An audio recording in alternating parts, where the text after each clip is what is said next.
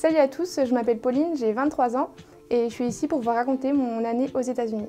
Alors, je suis partie aux États-Unis il y a 3 ans, quand j'avais 20 ans, avec mon copain, pendant un an, vivre à Indianapolis. Donc ça faisait quelques années que j'avais envie de partir à l'étranger, je ne savais pas encore où, mais je voulais partir pour apprendre l'anglais. Donc j'hésitais entre deux pays, États-Unis ou Canada. Mais j'ai choisi les États-Unis parce que pour moi, il y avait une plus grande diversité de paysages. Et surtout, pour l'anglais, je trouvais que c'était beaucoup mieux. Donc je suis partie entre ma deuxième et ma troisième année de licence STAPS. Je suis partie à ce moment-là parce que je voulais faire ça avant de rentrer dans mes grosses études parce que j'avais un concours à passer. Et je voulais faire ça avant, prendre du temps pour moi, faire une année off avant de reprendre des études qui étaient plutôt difficiles. Alors quand je me suis renseignée pour partir aux États-Unis, j'ai vu qu'il y avait plusieurs possibilités. Donc il y a plusieurs organismes qui proposent des séjours linguistiques aux États-Unis. Et moi, en fait, je voulais pas faire d'études aux États-Unis, je voulais vraiment apprendre l'anglais. Donc je me suis dirigée vers un organisme qui s'appelle IELTS. Et en fait, c'est un organisme qui nous permet de trouver des écoles aux États-Unis, donc un peu partout ou aussi dans d'autres pays. Et en fait, qui s'occupe de toutes les démarches, donc inscription à l'école et aussi les démarches pour le visa étudiant. En fait, il s'occupe de tout faire pour vous et vous avez juste à signer les papiers en fait et aller à l'ambassade, donc à Paris, à l'ambassade des États-Unis. Et voilà, signer aux papiers, faire un passeport, etc. Et à ce moment-là, vous pouvez partir en règle. Avant de partir aux États-Unis, donc en plus de faire un visa, il fallait aussi que j'ai un permis international. Donc ça, c'est tout simple. Vous allez en mairie et vous demandez un papier, donc vous allez avec votre permis. Ce permis vous permet de conduire aux États-Unis pendant 3 mois maximum. Donc avant de passer le permis là-bas, j'avais besoin de ce permis international. Et ensuite, quand je suis arrivée donc, en Indiana, j'ai dû repasser donc, avant les 3 mois de fin de permis international, le permis donc, américain, parce que l'Indiana fait partie des États qui vous demandent d'avoir un permis américain et vous ne pouvez pas conduire avec un permis français quand vous restez plus de 3 mois dans le pays. Pour les démarches administratives, c'est à peu près tout ce que j'ai fait parce que l'organisme avec lequel je suis partie s'est occupé à peu près de tout, donc de ce côté-là, j'étais plutôt sereine. Même si en arrivant aux États-Unis, bien sûr, vu que j'avais choisi de ne pas aller chez l'habitant parce qu'ils peuvent proposer aussi d'aller chez l'habitant, mais moi j'ai choisi de ne pas le faire parce que j'étais avec mon copain. En dehors de ça, moi j'ai dû, quand je suis arrivée là-bas avec mon copain, louer un appartement, acheter une voiture parce que sans voiture c'est un peu impossible de se déplacer aux États-Unis, surtout en Indiana. Et on a fait plein de démarches pour les assurances, etc., pour ouvrir un compte bancaire par exemple. On pourrait croire que c'est super compliqué. La seule difficulté qu'il y a, c'est la barrière de la langue parce que quand on arrive, moi je suis partie avec un niveau qui n'était pas extraordinaire, un niveau collège on va dire. Et la difficulté c'est de se faire comprendre quand on va voir du coup la banque, etc. Mais au final, il n'y a que ça qui peut bloquer parce que l'administratif aux États-Unis est beaucoup plus simple qu'en France. En fait, ils vous donnent beaucoup plus facilement des papiers, une carte bancaire, etc. Mais faut pas vous inquiéter parce qu'aux États-Unis en général, ils sont hyper compréhensifs. En fait, ils ont une facilité de vous mettre à l'aise en fait. Enfin, ils vous montrent pas qu'en fait ils vous comprennent pas, ils vous demandent de répéter, mais c'est toujours dans la bienveillance et de toute façon dès que vous dites que vous êtes français, ils sont prêts à tout faire pour vous parce qu'ils adorent les Français justement, donc on n'a eu aucun souci de ce côté-là. Avant de commencer l'école, je m'étais donné on va dire bien 3 semaines pour qu'on s'installe, qu'on trouve un appartement, etc. Mon copain en fait est arrivé un peu avant moi. Avant que j'arrive, il a commencé à chercher des appartements pour qu'on soit on va dire à mi-chemin entre mon école qui était en plein centre d'Indianapolis et son travail qui était dans une petite ville à côté.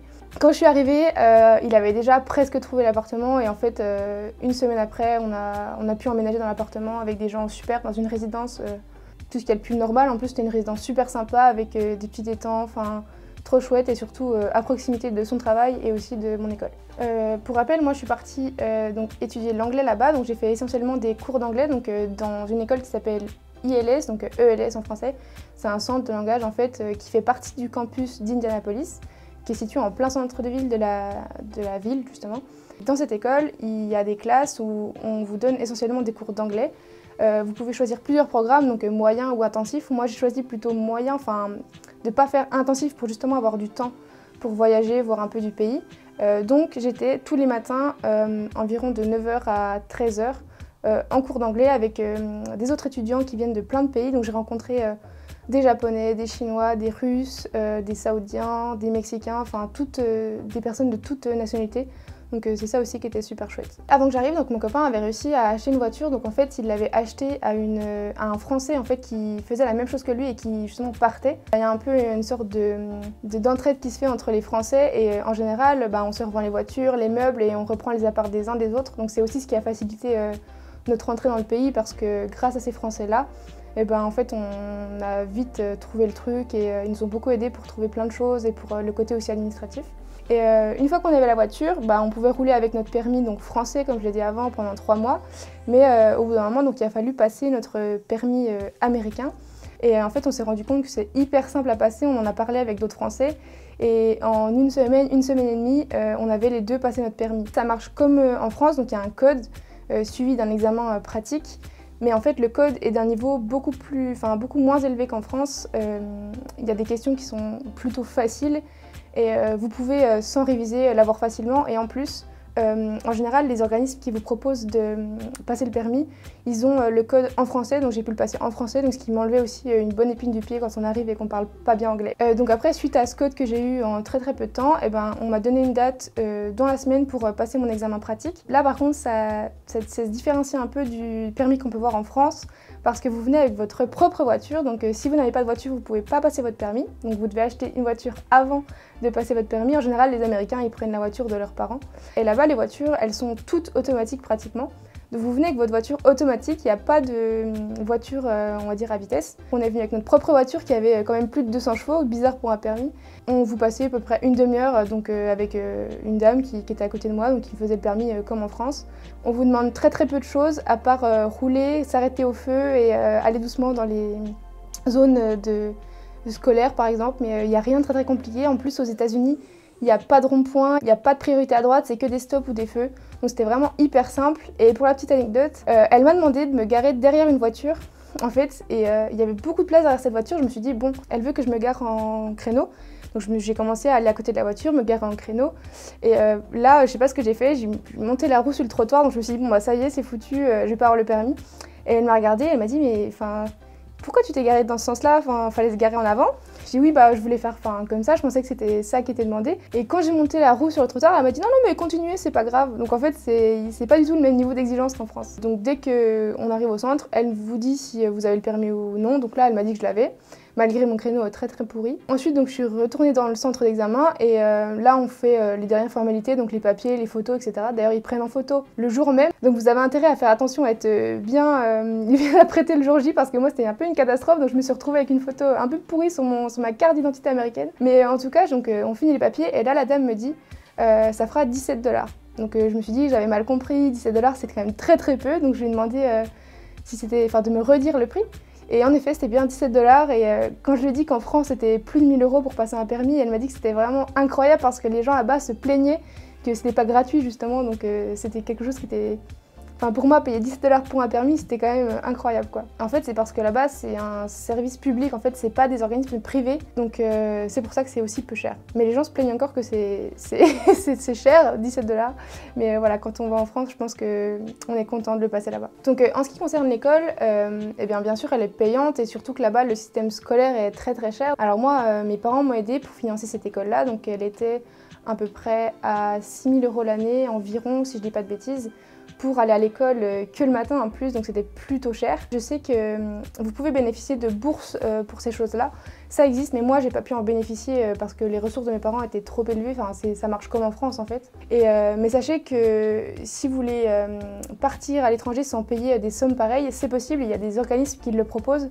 Le plus connu et celui qui au final marche le mieux, ce sera Erasmus. Mais si vous voulez pas, vous pouvez y aller de différentes manières, comme fille au pair par exemple.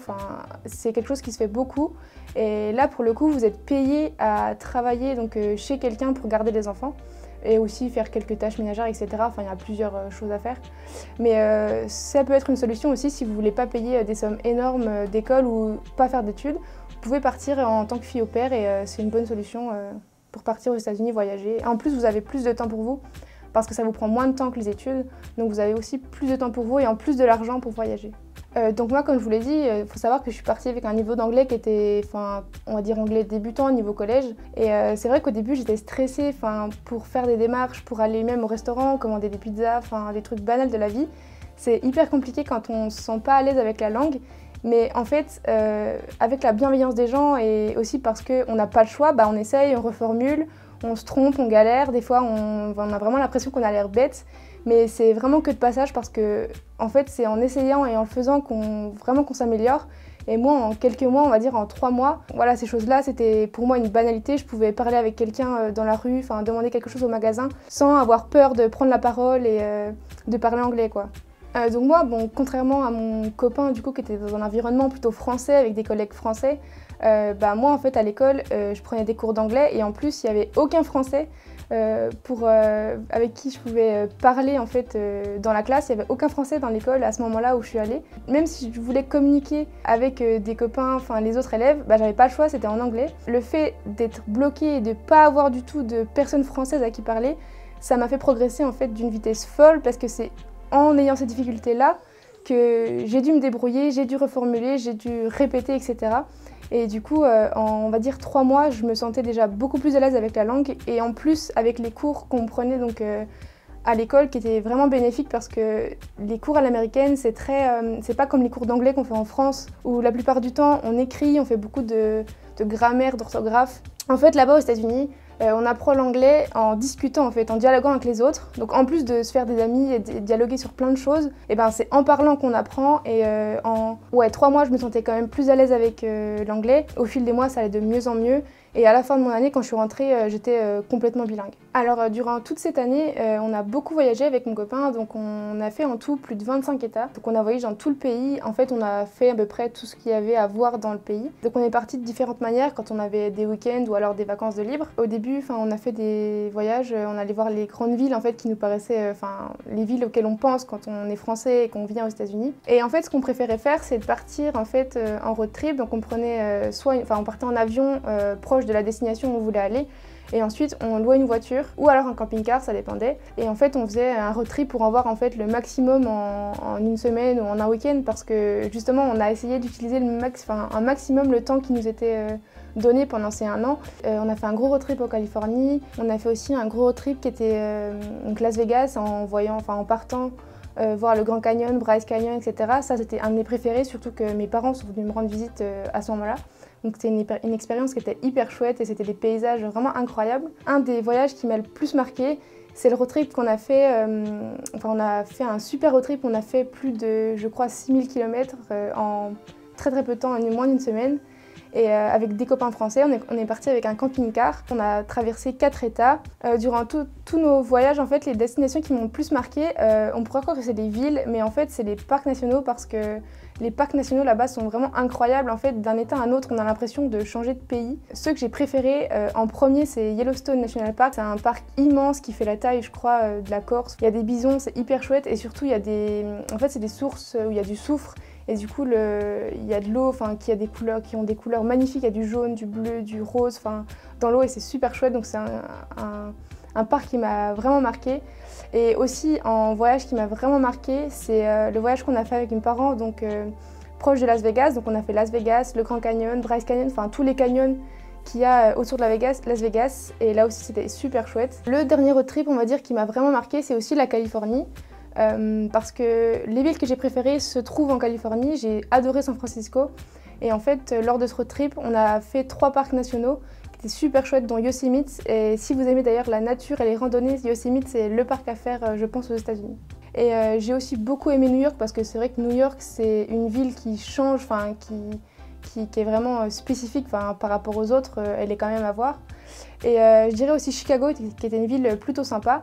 Mais en dehors de ces villes-là, on va dire que les villes aux États-Unis se ressemblent un peu tous, c'est des buildings gris qui ont beaucoup moins de charme, on va dire, que les villes françaises qu'on peut les connaître ici. Par contre, une ville qu'on peut penser super cool et agréable, c'est Los Angeles. Et nous, en fait, avec mon copain, on n'a pas du tout aimé Los Angeles parce qu'on a trouvé que c'était hyper grand, c'était quelquefois sale, ça faisait un peu peur la nuit. C'était une ville qu'on n'a pas trop appréciée. En plus, on allait en camping-car à Los Angeles, donc je vous laisse imaginer les problèmes pour se garer. Aussi, du coup, au niveau du mode de vie que peuvent avoir les Américains, donc on a dû aussi s'adapter au mode de vie qu'ont les Américains, notamment à la nourriture. En fait, c'est pas un mythe aux États-Unis, il y a beaucoup de fast-food.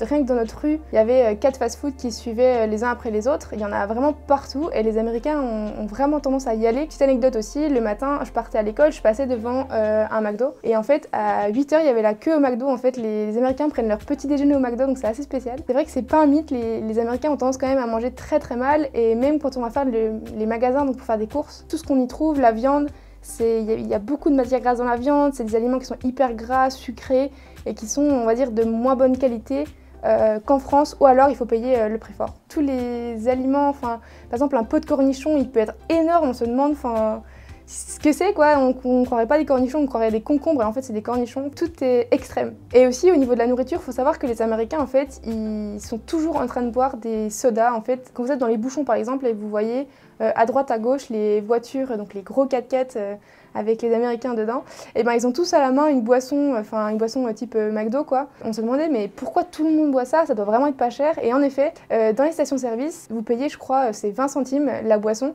et en fait vous pouvez la re-remplir à chaque station-service gratuitement. Ils ont des boissons pratiquement gratuites, des sodas gratuits et ça explique aussi le problème qu'il y a de surpoids quoi. Il y a aussi quelque chose qui est spécifique aux États-Unis, c'est du coup les armes. La grande surface en fait la plus connue c'est Walmart et quand vous allez dans un Walmart en fait, vous pouvez acheter des tomates et juste à côté vous pouvez acheter un pistolet ou une arme quoi. Et du coup c'était quelque chose qui au début nous choquait, on se disait mais en fait on est dans le même magasin, on fait nos courses et en fait si je veux je peux ressortir avec un pistolet. C'est là où on voit qu'ils sont très très extrêmes, que ce soit dans un sens ou dans l'autre. Parce que moi quand je suis allée là-bas, donc comme je l'ai dit j'avais 20 ans. À 20 ans on n'a pas le droit de boire de l'alcool, c'est à partir de 21 ans donc on est majeur et qu'on a le droit de boire de l'alcool. Mais par contre acheter une arme on a le droit à partir de 16 ans. Donc ouais c'est vrai que moi je pouvais pas boire de l'alcool mais si je voulais je pouvais sortir avec une arme du Walmart donc c'était assez spécifique. Là-bas les Américains ils peuvent passer le permis à 16 ans alors que chez nous c'est à 18. En fait ils sont hyper libres sur certaines choses donc comme les armes et hyper stricts sur d'autres comme l'alcool. Chaque fois que je suis passée à la caisse en faisant mes courses on m'a demandé à chaque fois ma carte d'identité et si on était deux avec mon copain, même si c'est lui qui on me demandait ma carte d'identité et si on était deux et qu'il y avait quelqu'un de mineur dans le truc quoi, et ben on pouvait pas acheter nos bières etc. Et petite anecdote aussi, ils vous la demandent vraiment à tout âge, même si vous paraissez vieux. Moi mon père qui est venu donc me rendre visite, il est allé faire les courses avec moi. Donc on a acheté, il a voulu acheter une bouteille de vin pour fêter son arrivée, etc. Et en fait à la caisse, la caissière lui a demandé sa carte d'identité alors que mon père, il a plus de 50 ans, il a une moustache, ça se voit qu'il a 21 ans. Et en fait il le demande vraiment à chaque fois et on peut vraiment pas passer entre les gouttes à part en prenant la carte d'identité de quelqu'un d'autre ou quelque chose, mais en tout cas ouais, c'est hyper compliqué sur ce point-là. Les fruits et légumes sont aussi beaucoup plus chers, ils mangent très très peu de légumes et du coup ils sont très très chers. Moi ça m'est arrivé d'aller à la caisse avec un poireau et la caissière m'a regardé en me disant mais c'est quoi? Et moi je dis je savais pas comment on disait poireau en anglais donc j'ai regardé son traducteur, je dis leeks. Elle m'a dit ah oui ok, en fait elle ne savait même pas ce que c'était un poireau donc c'est là qu'on voit que il y a une différence incroyable entre ce qu'on peut manger entre un américain et un français. Et ouais, par contre, au niveau des prix, on s'y retrouve quoi. Et à part sur le fromage qui était très très cher, du coup j'ai dû arrêter de manger du fromage pendant à peu près 1 an. À part quand les parents venaient nous voir et nous emmenaient un peu de comté, ça nous faisait du bien. Aussi, en ce qui concerne l'essence, c'est quelque chose qui est très très peu cher aux États-Unis. Eux, ça se compte en gallons, mais si je fais à peu près l'équivalent du prix français, on va dire qu'un litre de gasoil en France, on est à 1,20, ça dépend plus ou moins cher. Aux États-Unis, en fait, on payait, on va dire 30 centimes le litre. Donc en effet, c'est super pas cher de faire le plein d'essence et on va dire heureusement parce que là-bas, vous pouvez pas vous déplacer sans voiture, il y a très très peu de transports en commun, il n'y a pas de bus, très peu de bus, en tout cas dans la ville où j'étais, il n'y a pas de train non plus. Donc si vous n'avez pas de voiture, vous êtes très très peu autonome. C'est une bonne chose que l'essence soit pas chère, mais en fait, au niveau du prix que j'ai pu mettre dans l'essence, c'est revenu à peu près au même qu'en France parce que là-bas, les voitures, elles ont beaucoup de chevaux, elles consomment énormément. En effet, je faisais le plein pour pas cher, mais je le faisais très très souvent par rapport en France. Quelque chose qu'il faut savoir aussi, donc quand on va aux États-Unis, c'est qu'il y a un système social qui est vraiment différent du système social français. Nous, quand on va aux États-Unis dans ce cadre-là, donc de nos études ou du travail, en général, on a une assurance, on a quelque chose de français qui nous couvre en cas de maladie ou si vous cassez une jambe, etc. Ça sera payé par la France. Mais en fait, les Américains, ils sont vraiment moins bien lotis que nous sur ce système-là. Dès qu'il leur arrive une grosse opération, etc., ils ont très très peu d'assurance, à part quand ils travaillent.